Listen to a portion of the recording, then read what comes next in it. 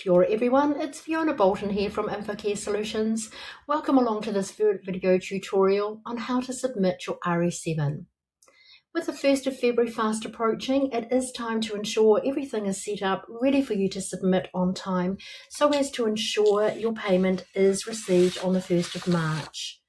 Submissions for this funding round are open from 1st of Feb all the way through to Friday the 13th. Okay, let's make a start. Under the Reports menu, we head to MOE Reports and select our RS7 return funding. Instantly on screen, there are some tips to make sure you follow and act on these messages.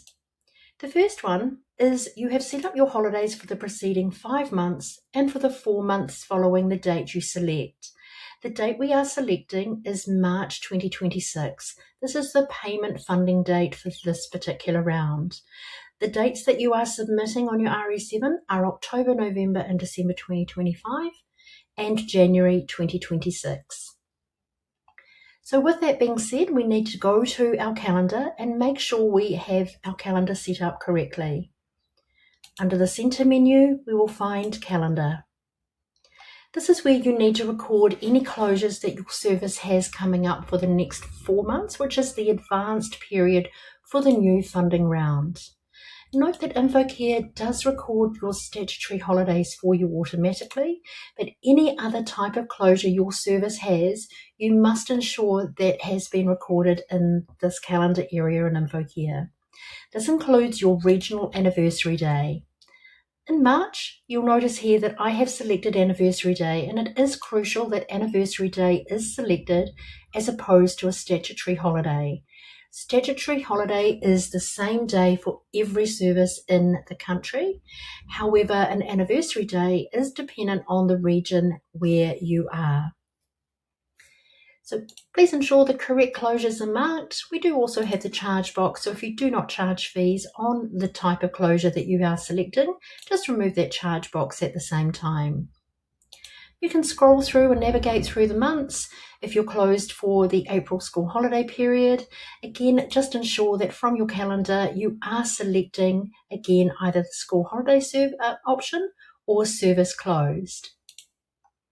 Once your calendar has been recorded, we can head back and now check the next items on our list. Daily sign-in and out sheets created for each day in the funding period. And we're also going to look at, you have staff timesheets created for each day in the funding period as well.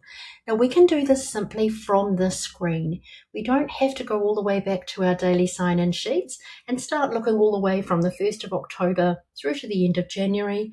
We can do that from our funding hours report.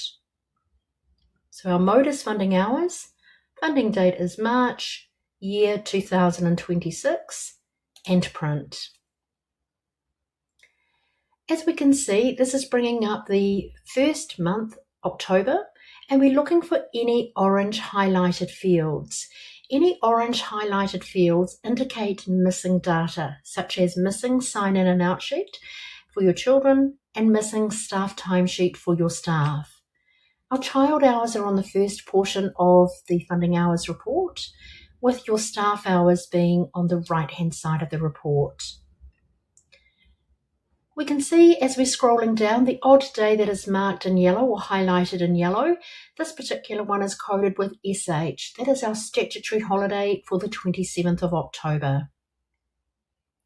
So scrolling through, we're now in November. We have no orange highlighted days. We're now into December, where we have statutory holiday for the 25th and 26th. Again, for the beginning of January, we have a region anniversary day recorded here for the 26th of January. We have no orange, which is great. That means that we don't have to go back and create any sign-in and out sheets or create any timesheets. We do have them all generated for the date range required. Please note that the data on the sign-in and out sheets and the staff timesheets are your responsibility to ensure you are meeting the requirements and that you have recorded attendance correctly for your children. Another way to check if we're meeting your ratio requirements is a report that can aid that for the whole funding period. If we were to go through to reports, we can select staff reports and we can have a look at a teacher forecast report. You can select up to 16 weeks from the date selected, and we would want to roll back the date to the 1st of October.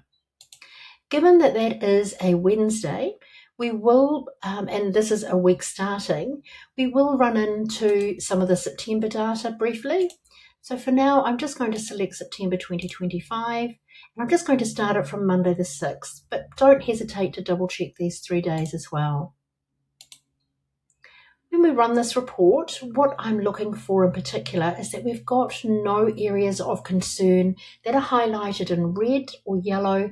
That indicates that you've got something wrong on those days. Red meaning you're out of ratio. You can also view this data from the sign-in sheets and or the staff timesheets, and the red pulsating view ratio button would indicate there is an issue on that particular day. This way, we're getting a snapshot of that whole period without having to scroll through days and weeks of sign-in and out sheets.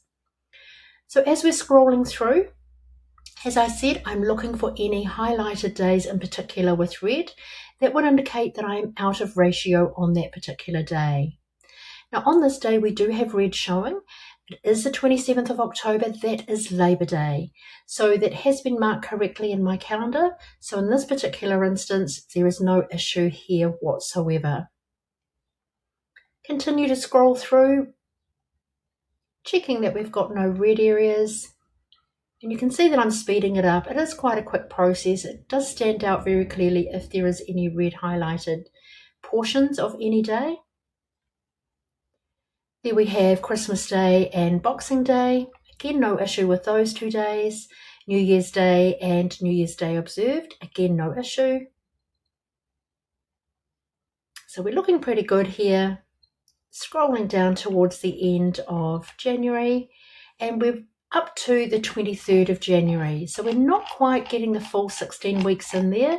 It's just simply a matter of going back up to the top of your screen and changing the date now to that last week or weeks in January.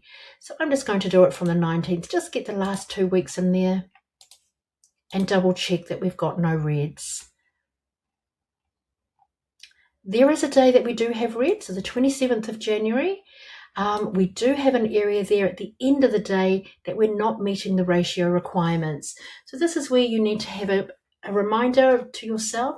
You need to go back and have a look at the sign-in sheet entries on that day to ensure you have recorded all of your attendance for your children, and also look at your staff timesheets on that particular day and address the issue. So 27th of January is the only day that we had an issue. So instantly I can go to my favorites menu, select my timesheets. I can use a calendar icon here to go to that week, or I can use the arrows to navigate through. And there is my day, the 27th, pulsating in bright red. That is the indicator that we have got the correct day that we need to address. Now instantly I can see that a staff member was on annual leave. So it's quite possible that I have just negated to add in a reliever to cover that staff member on that particular day. I'm not saying that this is necessarily your case. It's just a reminder for you to double check and have a look at the data that you've recorded on that day through your sign-in sheets through your children and also your staff timesheets, and make the amendment where you see fit. I'm simply going to add a staff member into my staff timesheet on that day and record the hours that they worked. Now this was my little reliever that came in the afternoon, and they finished at 5:30. Once I click the update button, I'm no longer pulsating red. I have made sure that everything is correct and we are good to go now as far as submitting the RS7. Just again, a reminder, it is your responsibility to check the data on your staff timesheets and your sign-in and out sheets. Infocare hosts that data for you, but the content of it is user responsibility. Okay, I'm quite happy that all of my data is now correct. We're going to head back now just to double check what is another item that we need to tick off as far as checking before submitting. The last option here says reviewed and actioned the frequent absence reports. This is super important to make sure you do attend this prior to submitting your RS7, simply because if you have any children where funding needs to be compromised, especially in the 4th month of continual absence, you do need to ensure you have actioned your frequent absence report by either manually changing your funding type to suit or simply clicking the Apply Rules button in the frequent absence report. That does need to be actioned because it does alter the funding that you are submitting to the ministry, therefore must be actioned prior to submitting your RS7. We can't speed up the process, obviously, for chasing parents or whānau for signatures. We wish we could, but in order to make sure your RS7 data is correct, your frequent absence reports must be run and actioned for any children that are breaking your rules.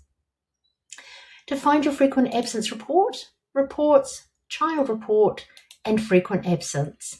Now, we're not going to go through the process of how the frequent absence rules are applied in this video. This is merely the process to submit your RS7, but there is the Apply Rules button. So if we were running this report for January, you had children in breach, you can simply click the Apply Rules button and your funding will stop according to the right rules. Okay, let's now assume that we have actioned our frequent absence report. We are now ready to submit the RS7. Also, just a little word of note, your discretionary hours, you can ensure that all of your discretionary hours have been entered. You have up to 80 to use per funding period. This is where you are using a non-certificated teacher in your staff timesheet to cover for a certificated teacher who may be away. The system will keep a record of the number of discretionary hours used and on what days and which staff member discretionary hours have been used for. Note also that when you are submitting your RS7, the discretionary hours report is tagged onto that RS7 and submitted electronically at the same time. There is no requirement to fill in a paper discretionary hours report and submit that to the ministry. Okay, for submitting or applying your discretionary hours or viewing what discretionary hours you have used, we can go to our favourites menu, select staff timesheets, ensure you're on any date in the funding period, so any date between 1st of October and the 31st of January, change your discretionary hours drop-down box to show discretionary, and at the bottom of your screen, it will show the used discretionary hours thus far.